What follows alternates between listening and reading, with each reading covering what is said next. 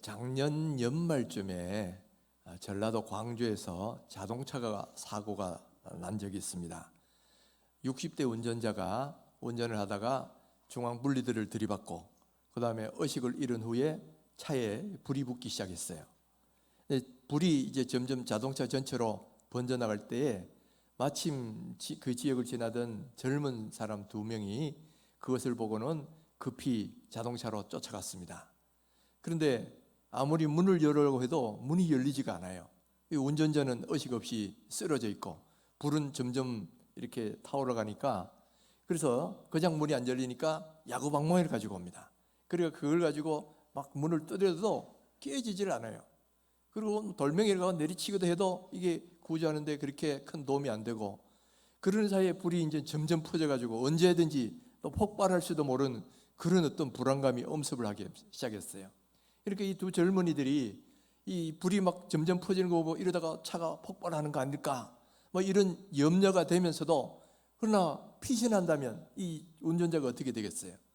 그래서 어떻게든 막 그 운전자를 살리려고 계속 방망이로 깨고 막 그런다 사이에 이 그 깨는 소리에 이 의식이 돌아왔어요, 운전자가.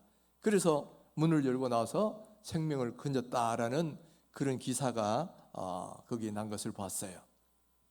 여러분, 차가 폭발하면 함께 죽을 수도 있는 그 위험한 가운데서도 그 사람을 구원하고자 하는 이 열망이 바로 한 사람의 생명을 살린 거지요. 얼마나 참 귀한 일인지 모릅니다. 사람의 목숨은 그 어떤 것보다 중요하죠. 예수님께서도 그런 말씀을 하셨어요. 사람이 만일 온 천하를 얻고도 자기 목숨을 잃으면 무엇이 유익하리요? 사람이 무엇을 주고 제 목숨을 바꾸겠느냐? 이 목숨이란 거는 내가 가진 재산보다 더 중요하고, 또 내가 가진 학식이나 뭐 어떤 것보다 더 중요하죠. 목숨을 잃으면 그것이 아무런 소용이 없다는 거예요. 그러니까 이 한 생명을 구원했다는 것은 정말 귀하고도 귀한 일이다, 그렇게 말을 할 수가 있지요. 그런데 여러분, 이렇게 육신의 생명을 건지는 것도 이렇게 귀한 일이라면 영혼의 생명을 건지는 것은 그거보다 더 훨씬 귀한 일이라는 겁니다. 왜냐하면 영혼의 생명은 육신의 생명보다 훨씬 더 중요한 거기 때문에. 여러분, 육신의 생명은 뭐 이 땅에 한 60년 혹은 길어도 100년 정도 살다가 가는 인생이에요. 그러나 영혼은 영원히 사는 존재입니다. 그렇기 때문에 여러분, 영원히 지옥불의 고통받으면서 사느냐 아니면 영원히 천국에서 행복을 누리며 사느냐 하는 것은 잠시 잠깐 육신에 내가 어떻게 사느냐 하는 것하고는 비교할 수 없이 중요한 거죠. 그러니까 영혼을 구원한다는 것은 육신의 생명을 건지는 것보다도 더 귀한 일이다라는 거예요. 그래서 예수님께서도 이런 말씀하셨어요. 몸은 죽여도 영혼은 능히 죽이지 못하는 자들을 두려워하지 말고 오직 몸과 영혼을 능히 지옥에 멸하실 수 있는 일을 두려워하라. 이 말이 무슨 말이겠어요? 육신이 죽는 것보다 영혼이 지옥불에 가는 게 이게 훨씬 더 비참한 일이라는 거예요. 그러니까 이렇게 안 되도록 하라는 이야기죠. 우리 육신은 잠시 잠깐 살다 가는 거지만은 영혼은 영원을 사는 존재예요. 그러니까 이 영혼을 지옥의 형벌을 받으며 사느냐 천국의 행복을 누리며 사느냐 하는 것은 잠시 잠깐 있다가 가는 육신이 어떻게 사느냐, 이거보다 더 중요한 거라는 거예요. 그뿐만 아니라 육신의 생명을 구원하는 것보다도 영혼의 생명을 구원하는 것은 그보다 훨씬 더 고귀한 일이고 더 큰 일이다. 그것을 성경은 분명하게 말씀을 하고 있다는 거예요. 오늘 예수님께서는 하나님께서 한 영혼을 건지는 것, 구원하는 걸 얼마나 귀하게 보시는지, 얼마나 그 일을 기뻐하시는지에 대해서 예수님이 3가지 비유를 써서 말씀하고 있어요. 첫 번째 비유가 잃은 양 다시 찾는 비유죠. 잃은 양의 비유. 두 번째가 잃은 드라크마를 다시 찾는 그 과부의 비유가 나오고, 세 번째가 유명한 탕자의 비유가 나옵니다. 이 3가지 비유는 모두 다 하나의 메시지를 전하는 거예요. 근데 그 가운데 오늘 우리가 읽은 본문은 첫 번째 비유인 잃은 양을 찾는 그런 비유입니다. 어떤 목자에게 100마리의 양이 있어요. 그런데 어느 날 자고 일어나 보니까 100마리 가운데 한 마리가 보이지 않는 거예요. 그러니까 이 목자는 그 한 마리 양을 찾아서 그래서 들을 헤매고 산을 올라가고 골짜기를 오르락내리락 헤매면서 그 양을 찾아다닙니다. 그러다가 그 양을 찾았을 때 얼마나 기뻤는지 양을 어깨에 메고 돌아와서는 주변에 있는 친구들이나 이 이웃들을 불러가지고 이렇게 말을 하는 거예요. 나와 함께 즐기자. 나의 잃은 양을 찾아내었노라. 함께 말을 한번 말하면 우리 같이 한번 잔치하자 이거죠. 자, 이렇게 이 비유를 하시면서 예수님이 이 비유에 대해서 해설을 이렇게 하셔요. 내가 너희에게 이르노니 이와 같이 죄인 한 사람이 회개하면 하늘에서는 회개할 것이 없는 의인 99으로 말미암아 기뻐하는 것보다 더하리라. 그러니까 죄인 한 사람이 회개하고 돌아오는 것은 회개할 것이 없는 사람, 그런 의인들 99명이 있는 것보다 더 기쁜 일이라는 거죠. 그러면 왜 예수님이 이 말씀을 하시냐면은 이 하나님의 간절한 마음을 모르고 딴소리를 하는 사람이 있더라는 거예요. 바로 서기관과 바리새인입니다. 이 죄인된 세리와 또 창기들 이런 사람들이 예수님이 말씀을 전할 때 그 말씀을 들으러 나왔어요. 그걸 본 이 바리새인과 서기관들이 예수님을 비방합니다. 아니 어떻게 저런 죄인들하고 같이 먹고 마실 수 있느냐, 그러면서 수군수군하며 예수님을 비방하는 말을 하는 거예요. 그러니까 예수님께서 하나님의 가장 큰 관심, 하나님의 가장 큰 기쁨이 어디 있는지를 바로 이 비유를 통해서 말씀하고 계신 거예요. 이 목자는 하나님을 비유하는 거죠. 이 목자가 잃어버린 한 마리 양을 발견했을 때는 그 양을 찾아갈 때 99마리 있어도 아유 한 마리 없어진 줄 뭐 어떠냐 이렇게 생각하지 않는다는 거죠. 그 잃어버린 한 마리가 소중하기 때문에 99마리 양을 놔두고 그 양을 찾으러 가는 거예요. 그래서 산골짜기를 헤매고 들판을 헤매고 또 산을 오르락 내려가면서 그 양을 찾습니다. 그리고 찾았을 때 그 기쁨이 얼마나 큰지 양을 어깨에 메고 왔다 그래요. 여러분 양을 보통 데리고 올 때 어떻게 옵니까? 몰고 오죠. 양을 툭툭 쳐가지고 몰고 옵니다. 양이 스스로 걸어가도록 하는 거예요. 누구나 뭐 목자가 안고 간다거나 뭐 어깨에 맨다거나 이런 일이 없는 거예요. 근데 이 목자는 하루 종일 양을 찾으러 다닌다고 피곤했을 때도 불구하고 이 양을 어깨에 메고 왔다. 이것은 그 양을 찾은 기쁨이 얼마나 큰 것인가를 상징적으로 보여주는 말이에요. 뿐만 아니라 이 양을 찾아와서는 이웃을 다 부르고 친구들 부릅니다. 야, 내 양 찾았다. 우리 잔치하자. 같이 기뻐하자. 그러면서 많은 돈을 들여서 같이 어떤 잔치를 벌려요. 어쩌면 그 잔치를 하기 위해서 쓴 돈은 이 양 한 마리 값보다 더 많은 돈을 지불할 수도 있었을 거예요. 그럼에도 불구하고 그렇게 잔치를 했다는 것은 한 마리의 잃어버린 양을 찾은 그 기쁨은 이루 말할 수 없다. 돈 들어가는 거 이거하고는 비교할 수 없다. 바로 그런 의미라는 것을 보여주는 그런 비유라는 거예요. 여러분, 잃어버린 한 양을 찾았을 때 그 기쁨을 가지고 이렇게 잔치를 벌린다는 그 말의 의미가 어느 정도인지, 그 하나님의 심정이 어떤지 좀 이해하실 수 있겠어요? 저는 조금은 이해할 수 있을 것 같아요. 주님의 심장을 다 어떻게 이해할 수 있겠습니까? 그러나 부분적으로 이해할 수 있는 게, 제가 전에도 한번 간증한 적이 있지만은 제가 25년 전에 미국에 유학을 갔을 때에 마침 가족들이 와서 가족들하고 함께 자동차를 몰고 시골길을 가다가 교통사고를 당한 적이 있어요. 차를 몰고 왔는데 뒤에서 막 쓰레기 트럭이 와서 탁 부딪혀가지고 차가 도랑에 꽉 처박힌 거예요. 근데 마침 어린 아이들이 보니까 뭐 약간 찢어진 거 외에는 크게 다친 게 없고, 그랬지만 자동차는 완전히 찌그러져 가지고 정비 공장에 들어간 거예요. 그때부터 이제 여러분들 자동차 사고 당해보신 분들은 다 경험 있겠지만은 마음이 굉장히 우울하고 찝찝합니다. 뭐 결코 마음이 흔쾌하지를 않아요. 그러니까 안 그래도 자동차가 이 사고를 당한 것도 해도 뭐 아주 마음이 우울하고 찝찝한데 거기다 차가 한 달 이상이나 이 정비 공장이 들어가니까 이 자동차를 이용할 수도 없어요. 집 밖에 나갈 수도 없는 거야. 거기다가 또 이 상대방 보험회사가 이 보상을 안 해주려는 거예요.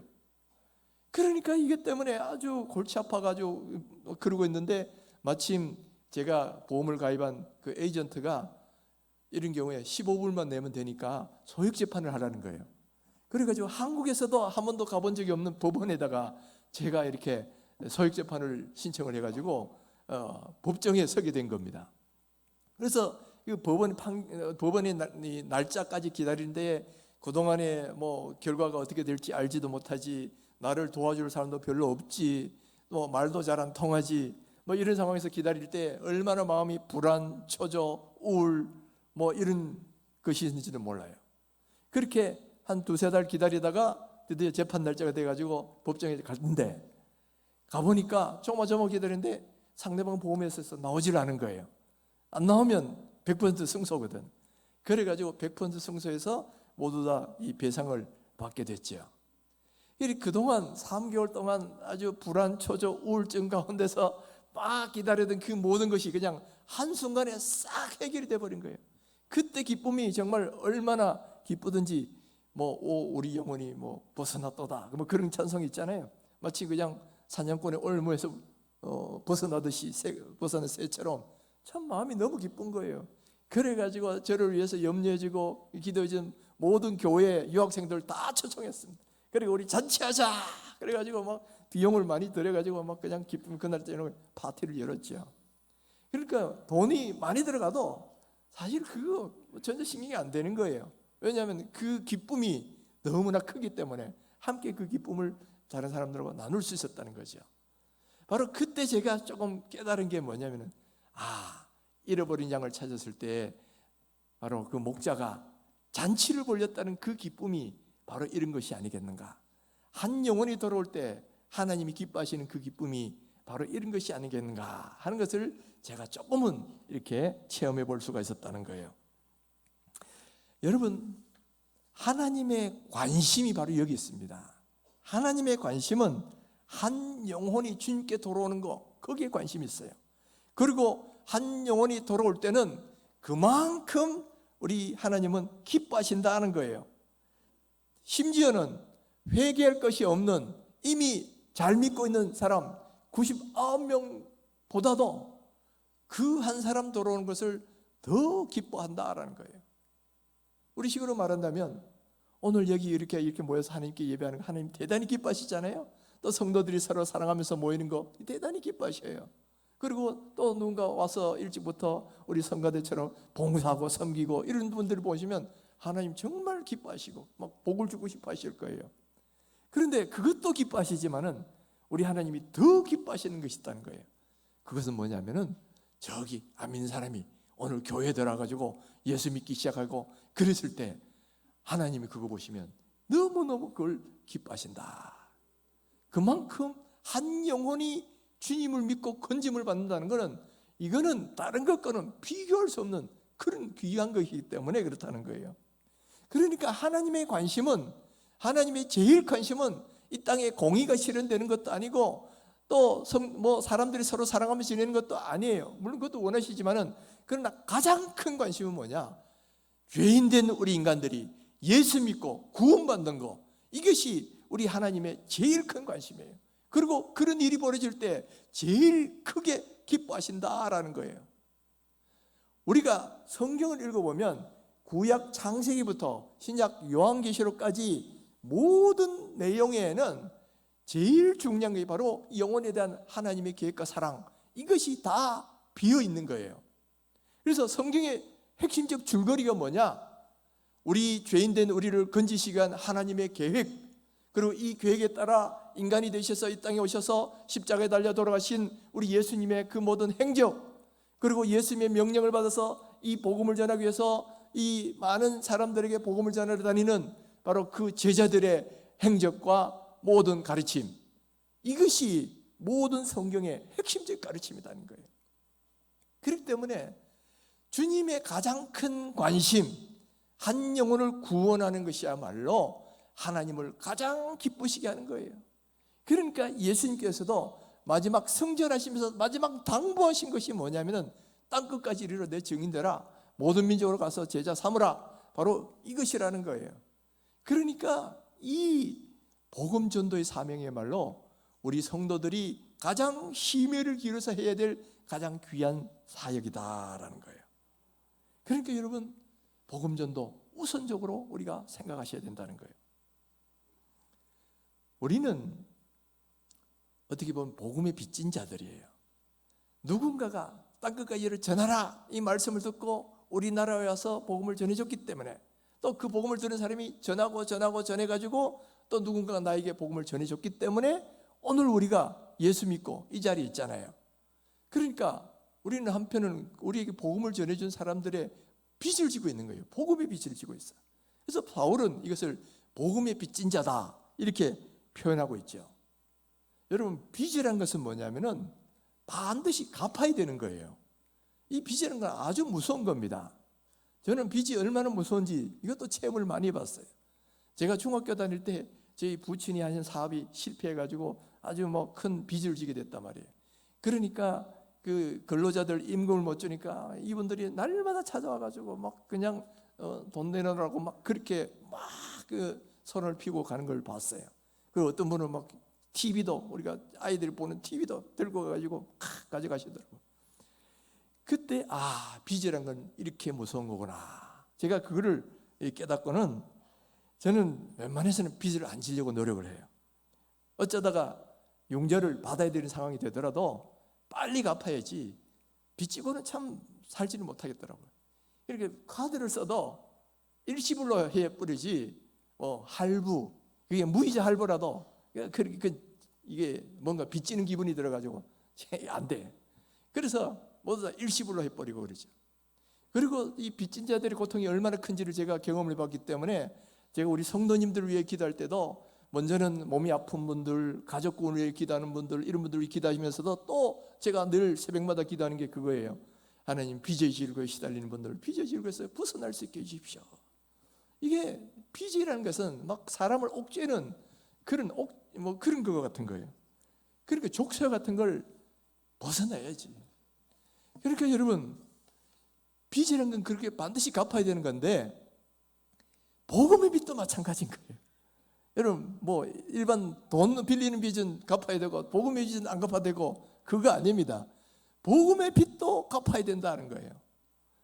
우리가 누군가에게 이렇게 복음을 전해드렸기 때문에 예수를 믿는다면 이 빚도 갚아야 된다. 그래서 이 복음 전도를 하려고 노력을 해야 되는데, 다른 빚하고 다른 것은 뭐냐면은, 다른 것은 빚을 준 사람한테 갚아야 되는 거지만은 복음의 빚은 또 안 믿는 또 다른 사람에게 갚는 게 이게 복음의 빚이야. 그래서 우리는 안 믿는 사람을 볼 때 복음을 전하려고 노력을 해야 된다는 거예요. 이것이 바로 오늘날 우리에게 준 사명이다라는 거예요. 사명이다. 사랑하는 성도 여러분, 한 영혼을 구원하는 것은 온 천하를 얻는 것보다 더 귀한 일이라는 거, 이걸 믿으시기 바랍니다.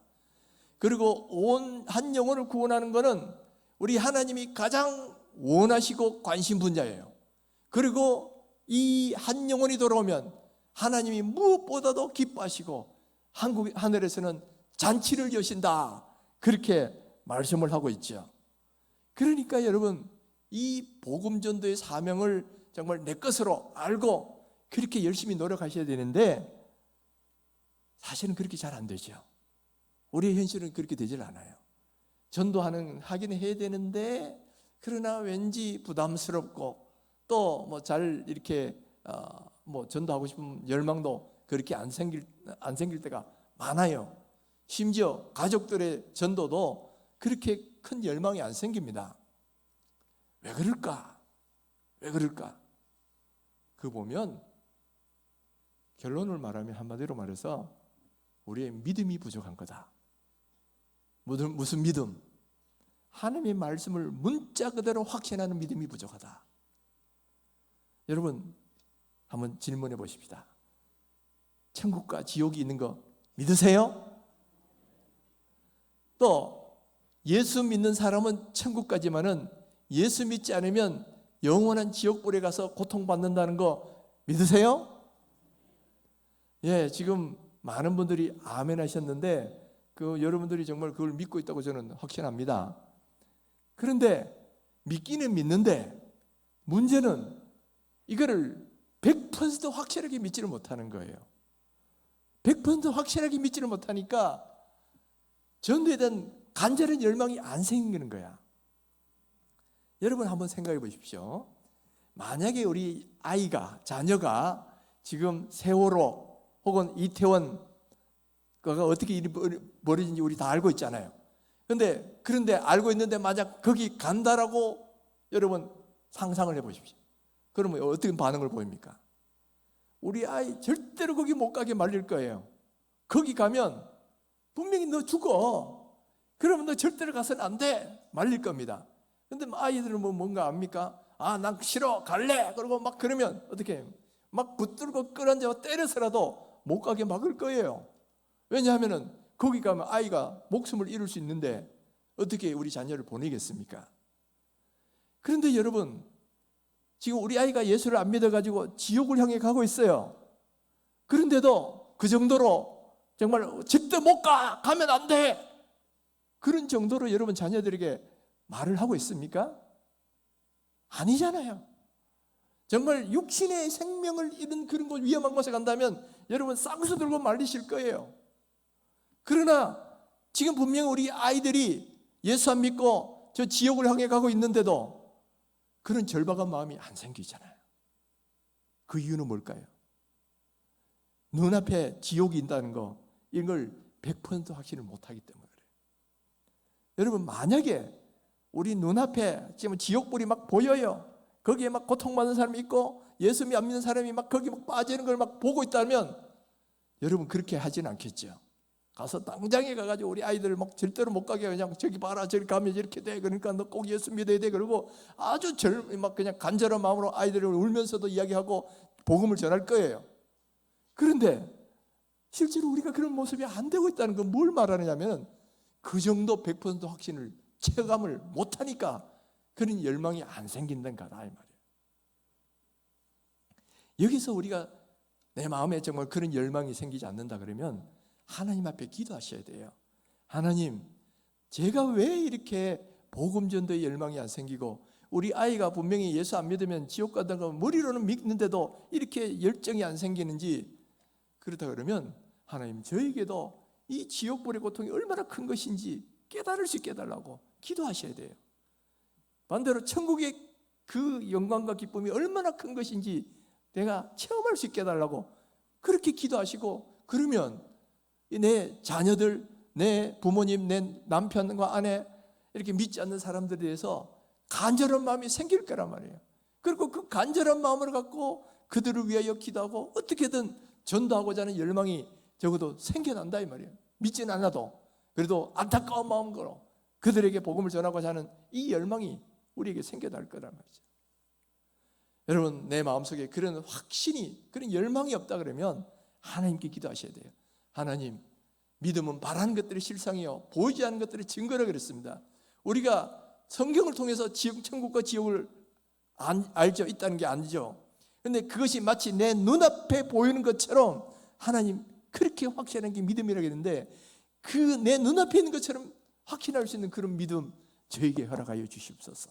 그래서 한 영혼에 대한 뜨거운 애정과 이 열망이 생겨날 수 있게 해달라고 그렇게 여러분 기도하시면 언젠간 하나님께서 그 기도 들어주십니다. 반드시 들어주셔요. 제가 조금 전에 제 중학교 때 아버지 사업 실패한 거 말씀드렸지만 바로 그때 제가 제 부모님께 한 게 뭐냐, 아버지에게 아버지 이제부터 교회 나가십시다. 제가 전도를 했어요. 저희 부모님은 이 결혼 전까지는 예수를 잘 믿으셨어요. 그런데 결혼하고부터는 어쩐 일인지 세상 일에 바빠가 교회를 안 나가기 시작한 거예요. 제가 중학교 다닐 때까지 교회를 안 나가셨어요. 그랬을 때 마침 막 집안에 어렵도 있고 이렇게 하니까 제가 울면서 아버지한테 이야기했습니다. 아버지 이제 좀 교회 나가시자고. 그렇게 하니까 하나님께서 그 마음을 감동시키신 것 같아요. 그러니까 아버지가 웬일인지 제 말을 들으셨어요. 그리고 그때부터 제가 다니는 교회에 어머님과 같이 교회를 나오기 시작해가지고, 그리고 그 뒤에 장로가 되시고 어머님은 권사가 되시고 믿음 생활 잘 하시다가 이제 하늘나라 가셨죠. 이렇게 간절한 마음을 가지고 기도하면서 여러분 저 복음을 전하면 하나님이 때에 그 마음을 바꿔주셔요. 그래서 그런 놀라운 변화도 일어나게 돼 있다라는 거예요. 그러니까 여러분, 오늘 우리 마음속에 이렇게 사랑하는 사람이 예수 믿지 않고 이렇게 죽음을 향해 가고 있다는 것을 우리가 보면 이 안타까운 마음으로 복음을 전하셔야 돼요. 안타까운 마음이 안 생긴다면 기도하셔야 돼요. 하나님, 저에게 이런 믿음을 주시고 정말 이것에 대한 절박한 마음을 주시옵소서 기도하셔야 돼요. 그렇게 하면, 기도하고 복음을 전하면 어느 때에 평소에는 잘 안 될 수 있어요. 가족 구원만큼 쉽지 않은 게 없어요. 그래도 기도하고 복음을 전하면 어느 때에 이 하나님이 그 마음을 바꾸어 주신다라는 거예요. 그러니까 여러분, 너무 늦기 전에 하셔야 돼요. 기회가 있을 때 하셔야 돼요. 그래서 자꾸 복음을 전하려고 열심히 노력하고 기도하고 하면 하나님의 때에 구원의 때가 오게 될 것이다. 사랑하는 성도 여러분, 복음 전도는 한 영혼을 구원하는 일입니다.